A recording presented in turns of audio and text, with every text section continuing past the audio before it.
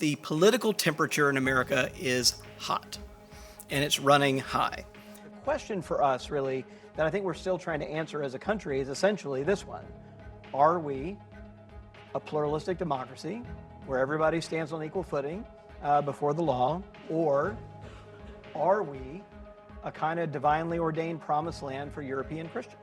If you have a third of Republicans saying that we may need to resort to violence, and then you marry that to the idea that America's best days are behind it and that we need to restore the country culturally, it does bring to mind the sort of leading question of what people think we need violence for.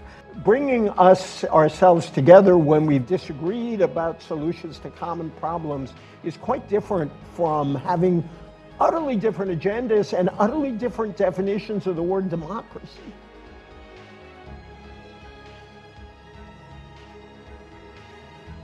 When we ask Republicans, who we know voted for Trump last time, would they vote for him again? There's very few defectors. Even among that 20% who believe he committed crimes, about half that group is still going to vote for him. What we've seen right now is that the thing that structures our politics the most powerfully are parties, and has always structured our politics.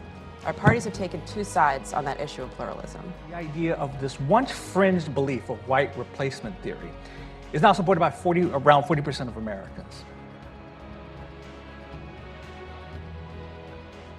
This country has an incredibly violent history and a history of non-democracy and non-pluralistic and being opposed to pluralistic multiracial democracy. That's just the history. So the good news is that we might be at the bounce, that this might be the low point for now and that we may bounce out of it. The bad news is we tend to bounce back. That really is the fundamental question, right? Is who's this country for?